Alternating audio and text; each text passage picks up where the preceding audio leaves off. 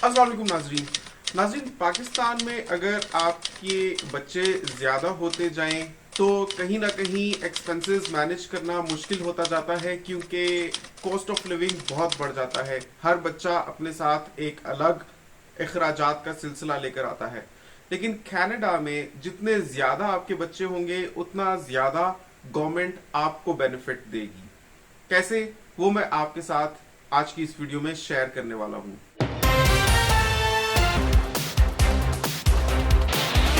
अस्सलाम वालेकुम नाजरीन, मैं हूं इंजीनियर बिलाल जफर। आप देख रहे हैं बिलाल जफर शो। उम्मीद करता हूं जहां होंगे खैर खैरियत से होंगे और अब तक मेरे चैनल को सब्सक्राइब कर चुके होंगे।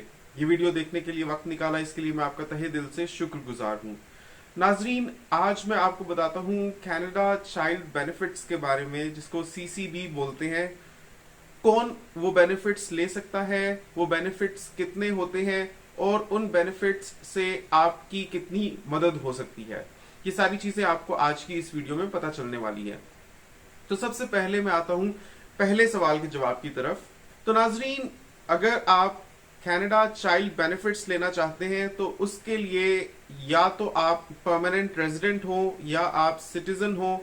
ना सिर्फ ये बल्कि टेम्पररी रेजिडेंट्स भी एक खास मुद्दत के बाद से चाइल्ड बेनिफिट्स क्लेम कर सकते हैं। लेकिन हम आज की इस वीडियो में परमानेंट रेजिडेंट वीजा के साथ एसोसिएटेड बेनिफिट्स की बात करेंगे, क्योंकि मैं पाकिस्तान से Canada as a permanent resident जा रहा हूं। तो जब मैं कनाडा पहुंच जाऊंगा इंशाल्लाह एज अ परमानेंट रेजिडेंट, और मेरी दोनों बेटियां भी चली जाएंगी, तो वहां जाकर परमानेंट रेजिडेंट कार्ड्स मिल जाएंगे। नाजरीन, एक दफा जब आपको परमानेंट रेजिडेंट कार्ड मिल गया तो वो आपकी शनाख्त बन जाएगी एज अ परमानेंट रेजिडेंट, और परमानेंट रेजिडेंट होने की हैसियत से हमें अपने दोनों बेटियों की चाइल्ड सपोर्ट मिलेगी। नाजरीन, कितनी चाइल्ड सपोर्ट होती है, अब मैं उसकी तरफ आता हूं।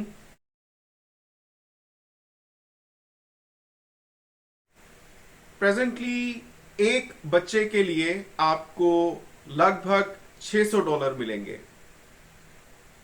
अगर आपका बच्चा 6 साल से कम एज का है। वो माँ बाप जिनके बच्चे 6 साल से 17 साल की एज तक के हैं, यानी 18 साल से छोटे छोटे लेकिन 6 साल से बड़े हैं, उनको महीने के लगभग $500 मिलते हैं फी बच्चा। यानी अगर आपके 2 बच्चे हैं तो आपको $1200 खाली उन 2 बच्चों के चाइल्ड सपोर्ट की मद में गवर्नमेंट से मिल जाएंगे।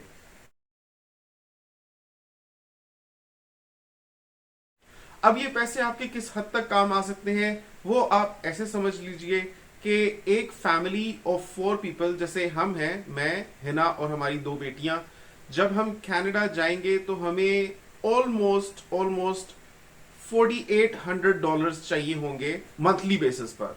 उन $4,800 में हमारा rent, grocery, phone bills, utility bills, commuting, insurances, बच्चियों का दूध, पैम्पर और हर चीज शामिल है। तो आप सोचिए $4,800 में से अगर आपको नॉन टैक्सेबल $1,200 मिल जाए तो ये ऐसे ही हो जाएगा जैसे कनाडा की गवर्नमेंट हमारे टोटल एक्सपेंसेस के 25% बर्दाश्त कर रही है, क्योंकि 12 4 $4,800। तो 25% तो हमें सीधा सीधा गवर्नमेंट की तरफ से आ जाएगा। हमें अरेंज करना है बाकी का 75%। बाकी का 75% बनता है $3,600।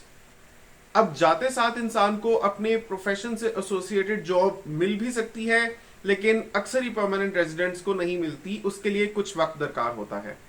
लेकिन जाते साथ आपको बहुत सी ऐसी जॉब्स मिल जाएंगी जिसमें आप पर घंटा $15 से $20 आसानी से कमा सकते हैं। और क्योंकि आप एक परमानेंट रेजिडेंट की तरह से जा रहे होंगे तो आपके ऊपर कोई कैद नहीं होगी कि आपने मैक्सिमम हफ्ते के 20 घंटे काम करना है या 30 घंटे काम करना है। आप उतना काम करें जितना आप कर सकते हैं, यानी जितना ज्यादा काम करेंगे उतने ज्यादा घंटों के डॉलर्स आप कमाएंगे, और फी घंटा आप $15 से $20 कमाएंगे। कम से कम भी मान लीजिए अगर आप $15 भी कमाते हैं और डेली आप 8 घंटे काम करते हैं तो 15 6 90, तो डेफिनेटली 100 से क्रॉस करता है, लेकिन चले हम इसको $100 ही मान लेते हैं। अगर आप एक रोज $100 कमा रहे हैं तो 30 दिन में आप इजीली $3,000 कमा सकते हैं। अब उसमें अगर आप 40% गवर्नमेंट का टैक्स साइड पर भी कर दें तब भी आपके पास लगभग $1800 तो बच ही जाते हैं। बाकी अरेंज करना है आपको बाकी का $1800। तो जनाब शुरू शुरू में आपको पाकिस्तान से भी कुछ पैसे अपने साथ लेकर जाने होंगे और वो आपको वहां पर काम आएंगे। अब एक कैनेडियन डॉलर ऑलमोस्ट 170 PKR का है, यानी पाकिस्तानी रुपीस का है। तो $1800 आपके बनेंगे लगभग 3 लाख रुपया। यानी आपको शुरू में कम से कम इतने पैसे लेकर जाने हैं कि आप समझ लीजिए कि पाकिस्तानी 3 लाख रुपया आपकी अपनी जेब से जाएगा पर मंथ। लेकिन ये सिचुएशन ज्यादा लास्ट नहीं करने वाली। ज्यादा से ज्यादा 2 से 3 या 3 से 4 ही ऐसे महीने गुजरेंगे जिनमें आपको पाकिस्तान से लाए हुए पैसे भी खर्च करने पड़ेंगे। उसके बाद क्योंकि आप जब जॉब कर रहे होते हैं तो आपका एक्सपीरियंस भी बढ़ता जाता है, एक्सपीरियंस के साथ आपकी आवरली वेज भी बढ़ती जाती है। तो वैसे ही जो आप डॉलर्स कमा रहे होते हैं वही इतने ज्यादा हो जाते हैं कि आपको पाकिस्तानी रुपए को खर्च करने की जरूरत नहीं पड़ती। उसके साथ साथ मेरी वाइफ भी बहुत तरह के काम कर सकती है। कनाडा की एक बहुत अच्छी बात यह है कि वहां पर मैंने क्लास डिफरेंस ज्यादा नहीं देखा। मतलब जितनी भी अभी तक की मेरी रिसर्च रही है उसमें मैं ये समझ पाया हूं कि तकरीबन सभी लोग एक एलीट किस्म की जिंदगी गुजार रहे हैं। हाँ, एलीट आप इस रिस्पेक्ट से सबको नहीं कह सकते कि सब बंगले नहीं खरीद सकते या सब घर नहीं खरीद सकते, लेकिन ये जरूर है कि सब एक साफ सुथरे एनवायरनमेंट में रह रहे हैं। जो गवर्नमेंट सपोर्ट एक अमीर इंसान को मिल रही है, ठीक वही गवर्नमेंट सपोर्ट एक गरीब इंसान को भी मिल रही है, बल्कि उससे कुछ ज्यादा ही मिल रही होगी। क्योंकि बहुत सी गवर्नमेंट सपोर्ट सिस्टम्स इस चीज पर भी डिपेंड करते हैं आपकी नेट इनकम क्या है। जितनी आपकी कम नेट इनकम होगी उतनी ज्यादा गवर्नमेंट सपोर्ट प्रोवाइड करती है। और दूसरी तरफ आप गरीबी और अमीरी के क्लास डिफरेंस को तहस नहस होता हुआ इस तरह से भी देख सकते हैं कि पाकिस्तान में कोई मिनिमम वेज क्राइटेरिया नहीं है। फर्ज करें आप काम वाली मासी रखते हैं, आप उसको महीने के 3000 रुपया दें और वो डेली आकर 45 मिनट या आधा घंटा आपके घर में सफाई करके जाएगी। लेकिन यही काम वाली मासी अगर कैनेडियन होगी तो वहां पर वो पर घंटा आपको $15 से कम हरगिज चार्ज नहीं करेगी। ये जो $15 है ये प्रोविंस टू प्रोविंस वेरी करता है और ये मिनिमम वेज है जो हर प्रोविंस की गवर्नमेंट ने सेट की हुई है। यानी किसी प्रोविंस में ये $15 होगी, कहीं पर 16 हो सकती है, कहीं पर 20 भी हो सकती है, लेकिन जनरली ये $15 के इर्द गिर्द ही घूमती है। यानी कि कैनेडियन काम वाली मासी भी अगर आपके घर में आएगी तो 1 घंटे काम करने के वो $15 आपसे लेकर जाएगी।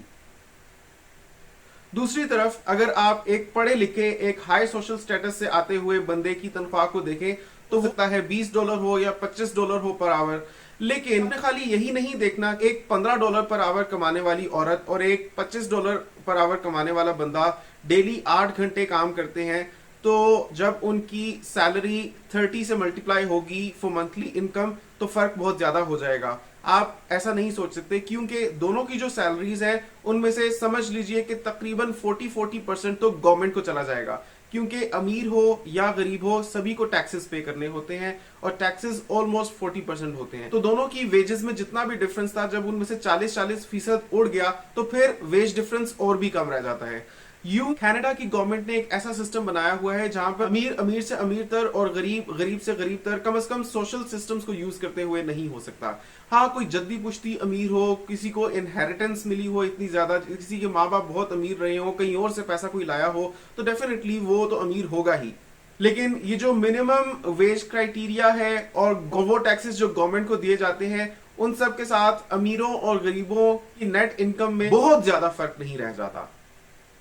इस तरीके से तकरीबन हर बंदा एक हाई क्वालिटी लाइफस्टाइल जी सकता है, क्योंकि गरीब हो तो उसके बच्चे भी गवर्नमेंट स्कूल्स में पढ़ेंगे और फ्री में पढ़ेंगे, अमीर हो उसके बच्चे भी गवर्नमेंट स्कूल्स में पढ़ेंगे, फ्री में पढ़ेंगे। गरीब के लिए भी हेल्थ केयर फ्री है, अमीर के लिए हेल्थ केयर फ्री है। तो एजुकेशन और इंसान की सेहत, ये कनाडा 2 बुनियादी हकूक की तरह से मानता है जो हर इंसान को हासिल होने चाहिए और कनाडा में हासिल होते हैं। और हम लोग क्योंकि ऐसे पॉपुलेटेड कंट्रीज से आते हैं जैसे पाकिस्तान हो गया, इंडिया हो गया, चाइना हो गया, यहाँ पर पॉपुलेशन बहुत ज्यादा है जबकि लैंड रकबा रिलेटिवली कम है, स्पेशली पाकिस्तान का तो काफी कम है। तो जाहिर सी बात है जो लिमिटेड रिसोर्सेज हैं वो बहुत सारे लोगों में डिस्ट्रीब्यूट होनी होती हैं। इस वजह से जितने ज्यादा बच्चे होते हैं उतना ज्यादा फैमिली पर बर्डन पड़ता जाता है। लेकिन कनाडा अगर लोगों को पाकिस्तान से बुलाता है, स्किल्ड इमिग्रेंट्स को यहाँ से बुलाता है, तो वहां का ऐसा कल्चर है, ऐसा सिस्टम है कि समझ लीजिए कि इंसान को एनकरेज किया जाता है कि ज्यादा से ज्यादा बच्चे पैदा हो, क्योंकि वहां पर बर्थ रेट उस हिसाब से नहीं है जो पाकिस्तान में है, जबकि कनाडा का रकबा पाकिस्तान से कई गुना बड़ा है, कई गुना बड़ा है, यानी 10 से 13 गुना बड़ा है। लाइकवाइज कनाडा की पॉपुलेशन पाकिस्तान से 10 से 13 गुना कम है। तो इतने बड़े कंट्री में जब इतनी कम पॉपुलेशन है तो समझ सकते हैं हम कि वहां पर एक फैमिली के अगर ज्यादा बच्चे होंगे तो उसको ज्यादा गवर्नमेंट सपोर्ट मिलेगी, क्योंकि ऐसे कंट्रीज को बहुत इंटरेस्ट है यंग जनरेशन में, यानी जो बच्चे पैदा हो रहे हैं, क्योंकि वो वहां पर पढ़े लिखेंगे और वो उन पोजीशंस में सर्व करेंगे जो उनके वहां पर ना होने की वजह से कहीं ना कहीं खाली भी रह सकती है, क्योंकि वहां का बर्थ रेट उस हिसाब से नहीं है या पॉपुलेशन उतनी नहीं है। तो बस 100 बातों की एक बात ये समझ लीजिए कि अगर आपके ज्यादा बच्चे भी हैं तो आपको फायदा ही होगा। लेकिन मैं समझता हूं कि this is not reason enough कि इंसान सोचे कि उसके बच्चे ज्यादा होने चाहिए। बच्चे कितने होने चाहिए ये बहुत सी और चीजों पर डिपेंड करता है। खैर, टू ईच हिज ऑन। उम्मीद करता हूं आज की वीडियो से आपने बहुत कुछ सीखा होगा। आपको खास तौर पे CCB यानी कैनेडा चाइल्ड बेनिफिट्स के बारे में ठीक ठाक पता चल गया होगा।